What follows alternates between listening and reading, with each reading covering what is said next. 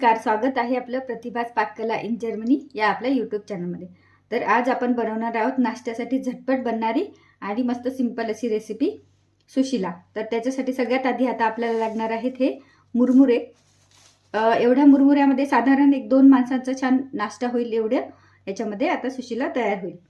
आणि त्यानंतर आपल्याला लागणार आहे शेंगदाणे, एक मीडियम आकाराचा कट केलेला कांदा, एक हिरवी मिरची, थोडीशी कोथिंबीर आणि कढीपत्ता। तर सुशिला बनवण्यासाठी आता आपल्याला सगळ्यात पहिले असं एका भांड्यामध्ये मी पाणी घेतलेलं आहे आणि हे जे मुरमुरे आहेत ते थोडे थोडे करून आता आपल्याला पाण्यामध्ये असे ऍड करायचे आहेत।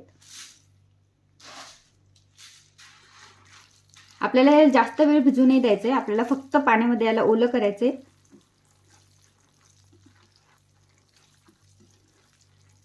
आणि हे मुरमुरे आपले सगळे पाण्यामध्ये ओले झाल्यानंतर आता आपल्याला अशा प्रकारे हे मुरमुरे एका दुसऱ्या भांड्यामध्ये काढून घ्यायचे आहेत।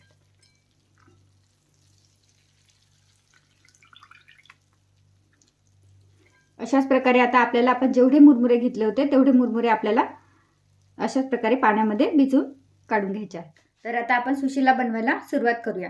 तर त्यासाठी सगळ्यात आधी पॅन घेतलेला आहे आणि तेल पण आपलं छान मस्त गरम झालेलं आहे। आता आपल्याला याच्यामध्ये ऍड करायचे आहे थोडीशी मोहरी, थोडंसं जिरं। मोहरी आणि जिरं तडतडल्यानंतर आता आपल्याला याच्यामध्ये ऍड करायचा आहे कढीपत्ता, त्यानंतर हिरवी मिरची, आपल्याला ऍड करायचं आहे शेंगदाणे, त्यानंतर आता ऍड करायचा आहे कांदा,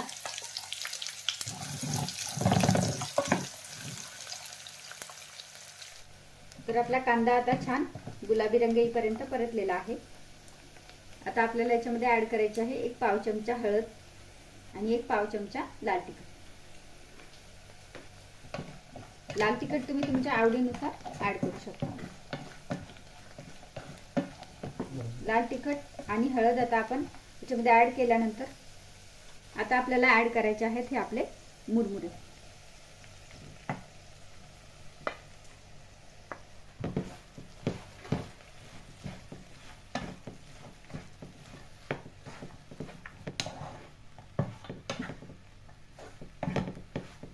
आता आपल्याला याच्यामध्ये ऍड करायचं आहे चवीनुसार मीठ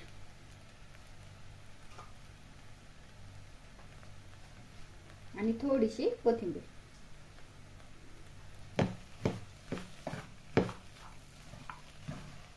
मीठ आणि कोथिंबीर ऍड केल्यानंतर आता आपल्याला झाकण ठेवून 1 ते 1.5 मिनिट छान याला कमी गॅसवरती मस्त वाफ येईपर्यंत आता आपल्याला याला ठेवायचं आहे। तर आता आपला 1 ते 1.5 मिनिट झालेला आहे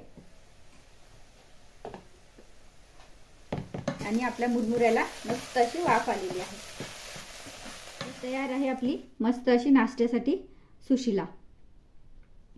तर सर्व करण्यासाठी आपण याच्यावरती मस्त आता ऍड करूया थोडेसे शेव। तुमच्याकडे असतील तर ऍड करा, नसतील तर नाही ऍड केले तरी पण छान लागते। अशा सिंपल आणि टेस्टी रेसिपीसाठी चॅनलला लाईक करा, शेअर करा आणि सबस्क्राईब करा। धन्यवाद।